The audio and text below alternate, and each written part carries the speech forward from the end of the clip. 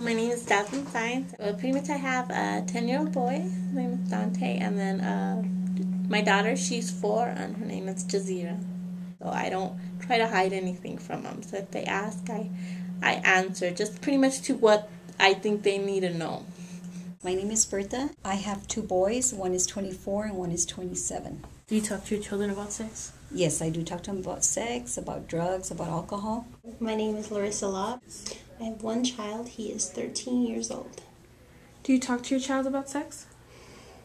I have, on occasion, had serious conversations with him about sex and the importance of waiting and being responsible, and we have talked about safety and those issues, yes. My name is Rosa Terrazas.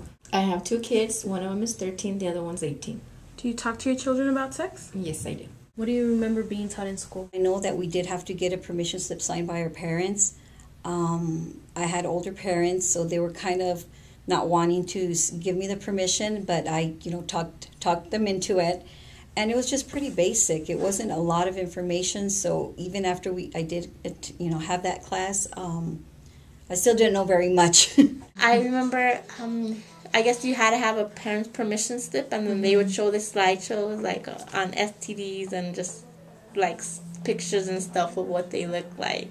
I don't really remember. Maybe they did, but actually showing us how to avoid it, it's pretty much, look, don't have sex, this might happen. I remember basically more or less when I went into it, they talked about, it was for girls only. They pulled the girls aside and they talked to us about our menstrual cycle, and that, once we had our menstrual cycle that we could, that they explained the reproductive cycle basically. It was very textbook oriented, and it was not about sex. I don't believe I was ever shown how to put a condom on or to use birth control or anything like that in school.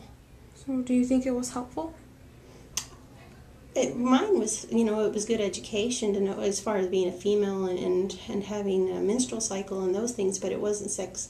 It didn't talk to me about safe sex and those issues. No, so in that respect, that was their idea of sex education, but they did not talk to us about safe sex. I was taught about the woman's cycle, how the men's cycle would work.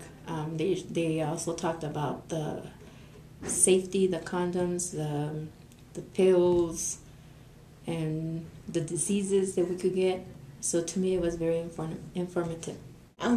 Basically, my whole sex education came from going to the free clinic at the health clinic, and because I didn't want my parents involved, it was free. So it was a very big plus to have that available to me because it was private and free. Had that not been available, who knows what would have happened. I probably would not have been able to finish high school and college the way I had. So it was a big benefit.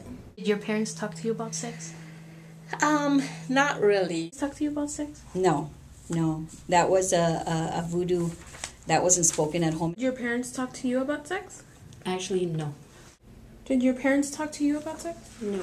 Do you or would you let your child attend sexual education classes? I would. Yes, I would. Why? I feel that it's important for him to be educated. I feel that the only danger in that type of thing is ignorance. It's more dangerous than actual knowledge. I don't think knowledge increases likelihood. Yes, I would. They're important. As parents, you need to be the first and foremost educator to your child or the teacher. But yeah, I definitely let them attend and take the classes. Do you let your child attend sex education classes? Yes, I do. Why? Because I believe it's safer for them to understand exactly how it works and for them to have an open mind on it. Education has a lot to do with it. If they're not, some parents still think, if I talk to my daughter or my son about condoms and contraceptives, it's kind of telling them, here, go do it.